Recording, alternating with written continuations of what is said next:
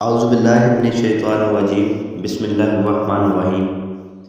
اللہ پاک نے قرآن مجید میں ارشاد فرمایا، ہم لکھ رہے ہیں جو انہوں نے آگے بھیجا اور جن نشانیاں پیچھے چھوڑ گئے، ہر چیز ہم نے گن رکھی ہے اس بتانے والی کتاب میں۔ نیک کام کے لیے کوئی قدم اٹھاتا ہے، اس کا کام اور قدم شمار کیا جاتا ہے اور ان کاموں کے حساب سے ثواب دیا جاتا ہے۔ اسی مناسبت سے یہاں ہم بات کر سکتے ہیں کہ خاص مریض کی عیادت کے لیے جانے اور کسی مسلمان سے ملاقات کے لیے جانے کے فضائل کیا ہو سکتے ہیں۔ حضرت سبحان رضی اللہ تعالیٰ عنہ سے روایت ہے کہ رسول اللہ صلی اللہ علیہ وسلم نے ارشاد فرمایا، مسلمان جب اپنے مسلمان بھائی کی عیادت کرتا ہے تو وہ لوٹ آنے تک جنت کے باغ میں رہتا ہے۔ فرمایا کہ وہ ایسے ہے کہ جیسے وہ گیا تو جنت کے باغ میں گیا اور ادھر جتنی دیر بھی کسی مسلمان بھائی کی عیادت کے لیے رکا وہ جنت کے باغ میں رکا، اور جب وہ واپس آیا تو وہ جنت سے باغ سے لوٹ کے واپس آیا۔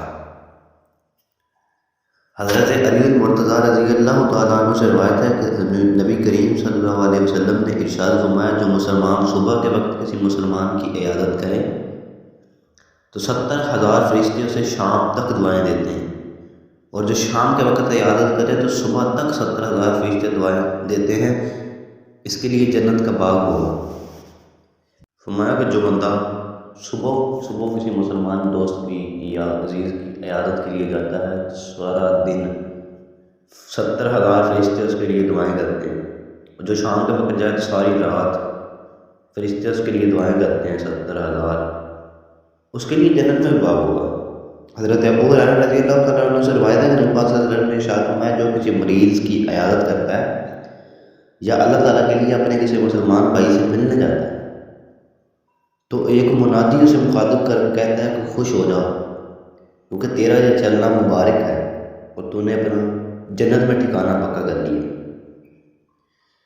حضرت ابو ہریرہ رضی اللہ تعالیٰ عنہ سے روایت ہے کہ نبی صلی اللہ علیہ وسلم نے ارشاد فرمایا، ایک شخص کسی شہر میں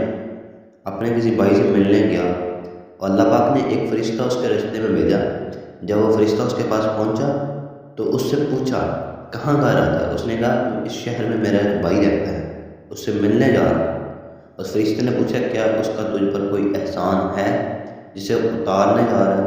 اس شخص نے کہا نہیں، بلکہ میں اللہ تعالیٰ کے لیے اس سے محبت کرتا ہوں۔ فرشتے نے کہا مجھے اللہ تعالیٰ نے تیرے پاس بھیجا ہے تاکہ تجھے بتا دوں کہ اللہ تعالیٰ نے بھی تجھ سے اسی طرح محبت فرمائی ہے جس طرح تو اس کے لیے دوسروں سے محبت کرتا ہے۔ اللہ تعالیٰ ہمیں مریض